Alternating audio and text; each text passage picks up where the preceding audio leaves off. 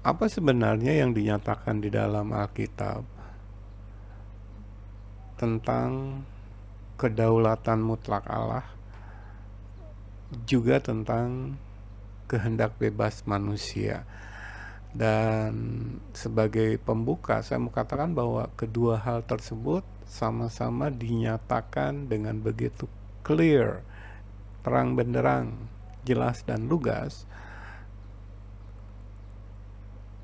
dalam Alkitab. Jadi Alkitab mengajarkan bahwa Allah yang kita sembah adalah Allah yang maha kuasa dan berdaulat mutlak, yang telah menetapkan segala sesuatu dari awal, yang segala hal di alam semesta ini ada di tangannya, ada dalam kontrolnya sepenuhnya.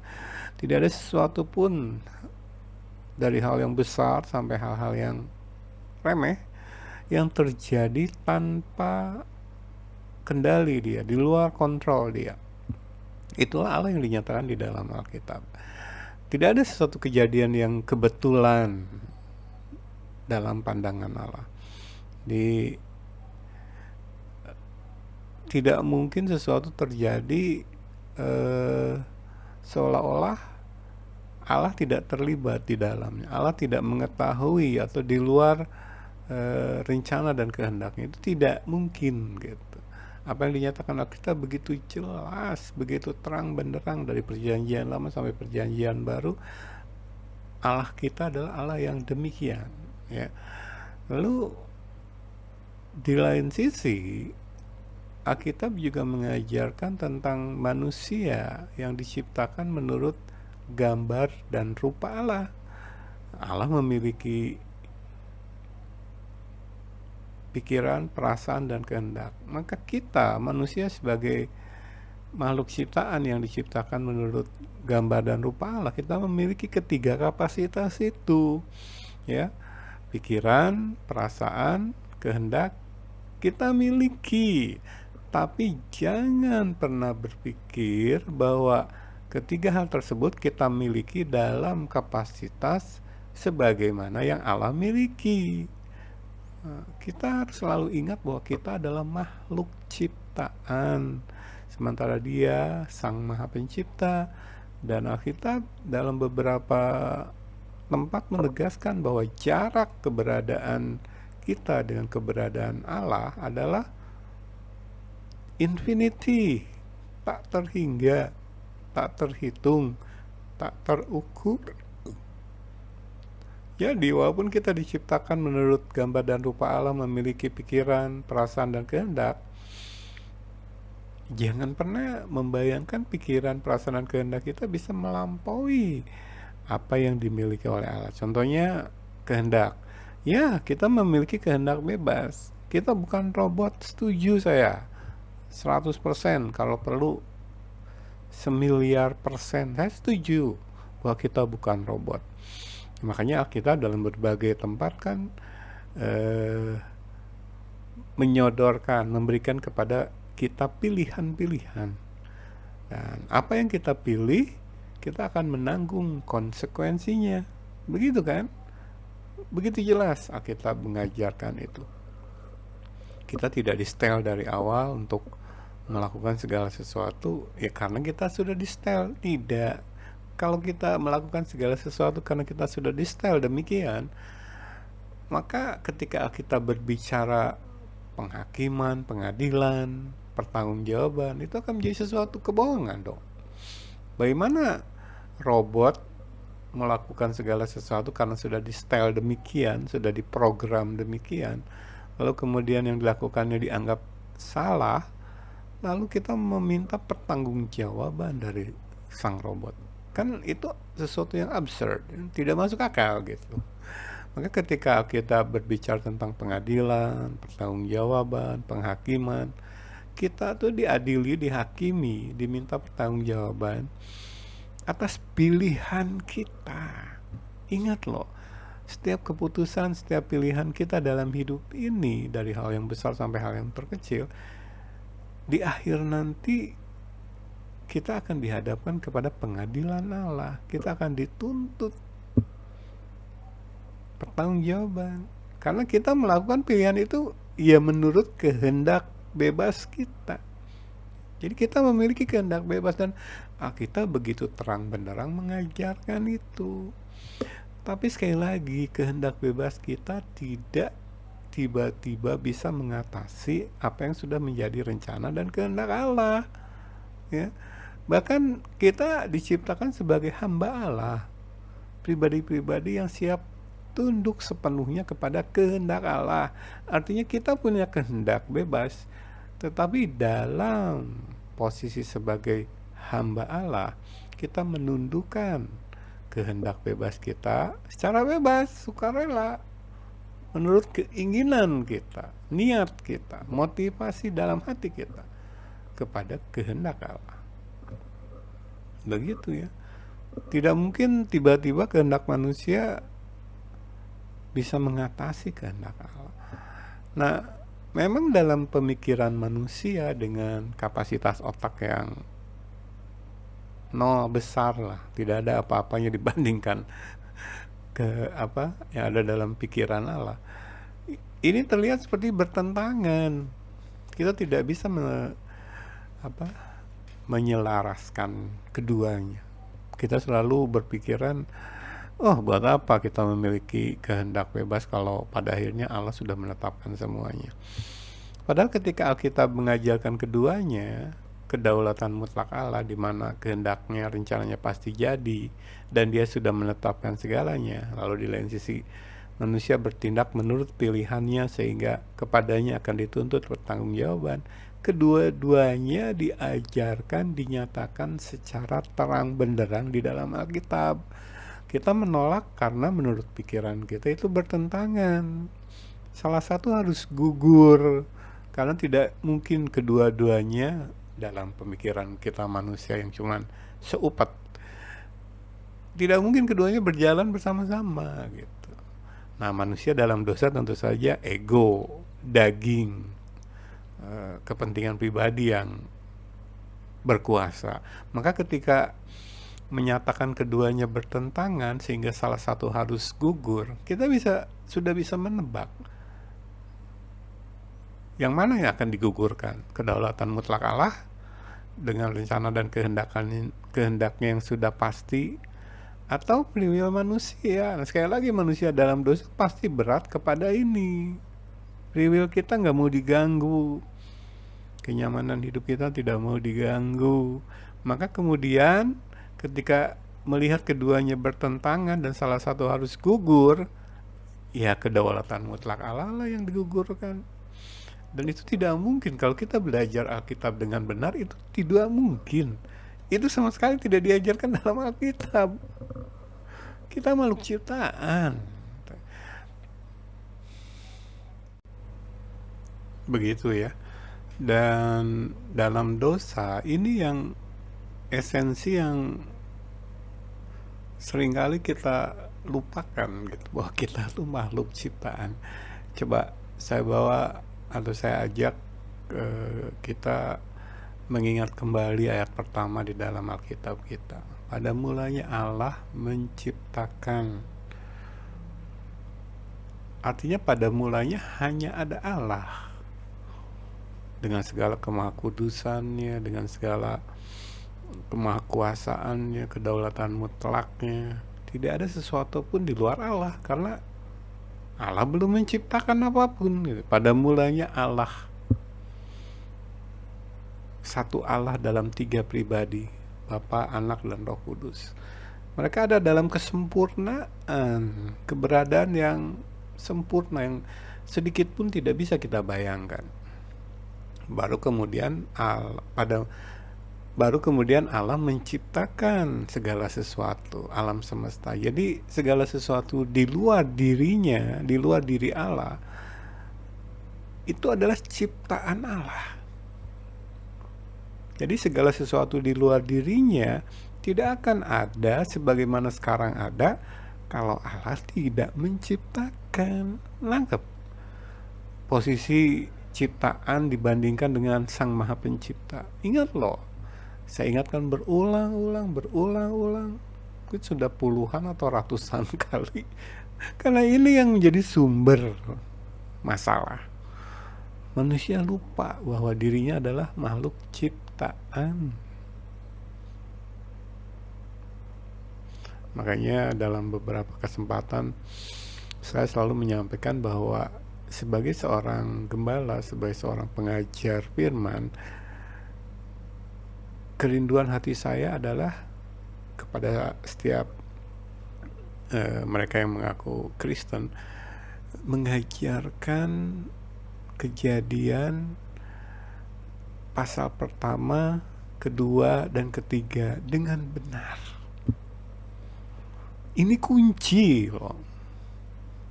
Karena ketika saya menyadari keberadaan saya sebagai makhluk ciptaan dibandingkan Allah Sang Maha Pencipta, lewat belajar dengan benar Kejadian pasal 1, 2, dan 3, maka semuanya menjadi clear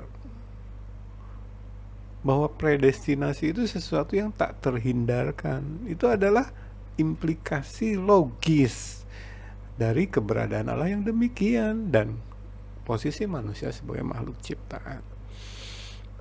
Tidak ada sesuatu yang aneh lagi. Dulu dalam teologi Pantekosta saya, kita diajarkan untuk menolak predestinasi, mengatakan bahwa doktrin predestinasi sebagai doktrin yang salah, sesat, menyimpang gitu.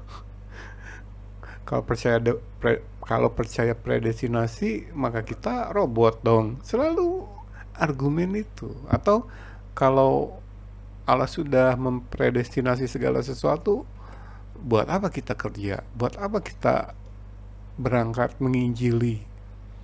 Buat apa kita melakukan ini dan itu? Sudah saja diam saja, Allah sudah menetapkan. Jadi ketika saya berdialog dengan sesama hamba Tuhan pendeta GPDI, selalu argumen itu yang diungkapkan dan saya tidak bisa menerima argumen-argumen ini gitu. Kenapa? Karena tidak alkitabiah. Bagaimana mereka bisa memakai argumen robot-robot, padahal Alkitab sama sekali tidak mengajarkan bahwa kita robot, sebagaimana yang sudah saya uraikan di awal.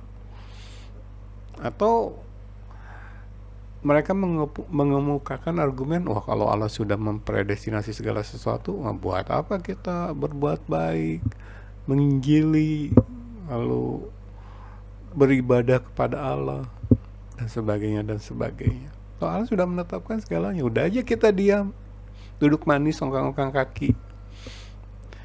Itu kan bukan predestinasi. Predestinasi itu tidak demikian. Alkitab mengajarkan doktrin predestinasi itu tidak demikian. Yang mereka sebut sebagai predestinasi dalam pemahaman mereka, yang dijadikan terus argumen untuk menolak predestinasi yang diajarkan Alkitab, sebenarnya kan itu fatalisme. Kalau dalam bahasa sehari-hari, nasib, kita perkatakan sebagai nasib. Kita sudah ditetapkan nasibnya demikian, sudah diam saja, terima saja. Itu fatalisme. Dan seringkali saya sampaikan kepada mereka dari kalangan Pantekosta, ketika menggunakan argumen ini, saya katakan itu bukan predestinasi, itu fatalisme. Tapi mungkin mereka fatalisme juga tidak mengerti apa gitu. Nggak ada itu. Ya, sekali lagi keduanya dinyatakan dalam Alkitab begitu jelas.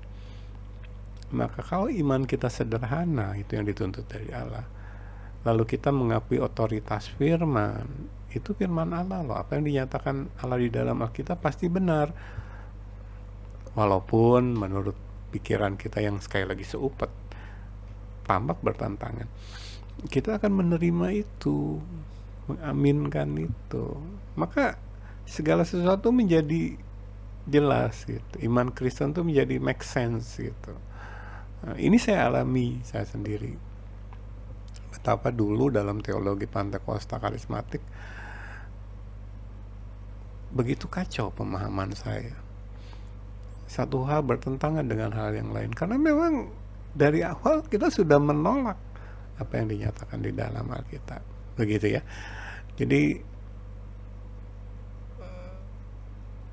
sekali lagi saya tegaskan, tidak mungkin keberadaan kita bisa mengatasi keberadaan Allah, termasuk dalam 3 aspek yang ada pada kita ya. Pikiran, perasaan, kehendak. Tidak mungkin bisa mengatasi pikiran, perasaan, dan kehendak Allah. Gitu. Dan apa yang kita lihat sebagai bertentangan itu kan sebenarnya paradoks. Dan saya selalu perkatakan dalam ungkapan yang lebih lengkap, paradoks ilahi. Jadi paradoks itu kan sesuatu yang dalam pandangan sekilas tampak bertentangan, tetapi ketika kita investigasi, kita teliti, kita pelajari dengan mendalam, sebenarnya itu harmonis, selaras. Jadi hal-hal yang tampak bertentangan bagi kita, ketika itu dinyatakan dua-duanya di dalam Alkitab, maka di dalam Kristus, dalam pandangan Allah itu selaras, itu harmonis. Jadi kehendak mutlak Allah, kedaulatan mutlak Allah, dan free will manusia itu dua-duanya benar, karena dua-duanya diajarkan di dalam Alkitab. Gitu. Dalam pandangan kita bertentangan, oh tidak. Dalam pandangan Allah selaras, dan kalau kita sadari bahwa Dia Sang Maha Pencipta dan kita adalah makhluk ciptaan, maka pikiran, perasaan, dan kehendak kita tidak mungkin melampaui pikiran, perasaan, kehendak Allah. Itu realitas, itu kebenaran. Nah, sekarang terserah pilihan kita, mau menerima kebenaran ini atau menolak. Ada konsekuensinya, dan pada akhirnya kebenaranlah yang akan dinyatakan. Jadi pada kedatangan Yesus yang kedua sebagai Hakim Maha Adil, kebenaranlah yang akan ditegakkan, dinyatakan.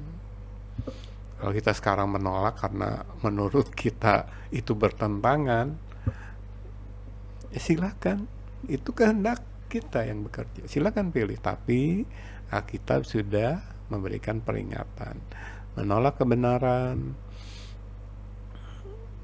itu akan memposisikan diri kita melawan Allah, sebagai seteru Allah, dan saat kedatangannya yang kedua kita akan berhadapan dengan Dia. Jadi itu ya, saya pikir ini clear kok. Jadi kalau menyimak pengajaran-pengajaran saya,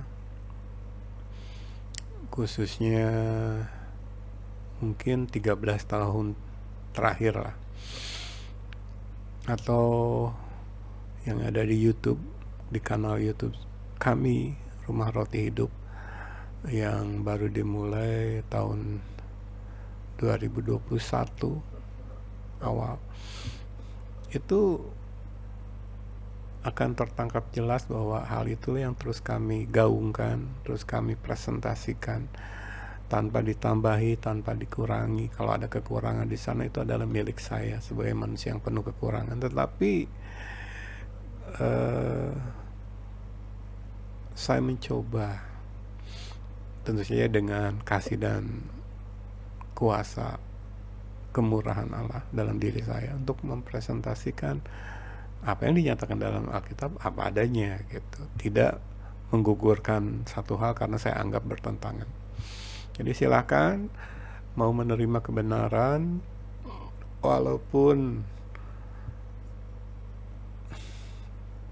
tidak masuk akal pikiran kita, atau kita mau merendahkan diri di hadapan Dia, tersungkur, lalu mengaminkan itu dalam keberadaan kita. Itu pilihan kita, dan sekali lagi setiap pilihan kita di akhir nanti akan berhadapan dengan penghakiman ya. Kita akan lanjutkan dalam obrolan yang lain. Kalau ada tanggapan, pertanyaan lebih lanjut, silahkan. Dan sengaja dalam obrolan ini saya tidak terlalu banyak membebani dengan teks-teks Alkitab, tetapi kalau menyimak pengajaran kami Rumah Roti Hidup, katakanlah yang ada di YouTube, itu begitu banyak teks Alkitab yang sudah saya presentasikan yang mendasari dan mendukung obrolan pagi hari ini ya. Kita akan lanjutkan dengan obrolan yang lain karena listnya masih lumayan panjang. Satu persatu kita akan coba kemukakan. Ayo kita obrolkan. Enaknya sih obrolan itu ada pihak lain yang bisa saya ajak ngobrol. Mungkin suatu saat dalam bentuk podcast yang lebih keren gitu. Ada tamu yang saya undang yang saya ajak ngobrol. Tapi untuk sementara mungkin format demikian. Tetapi sekali lagi terbuka, lebar, tanggapan, pertanyaan, koreksi, dan sebagainya. Silakan email atau langsung kirim lewat pesan di WhatsApp. Kalau ada yang merasa perlu menghubungi saya secara langsung silakan, tetapi janjian dulu lewat pesan di WhatsApp ya, nanti kita atur waktu. Demikian, Tuhan Yesus memberkati. Rasanya tidak lengkap kalau kita tidak membuka Alkitab dan membaca kebenaran dari dalam Alkitab. Jadi saya ajak kita untuk membuka Alkitab kita.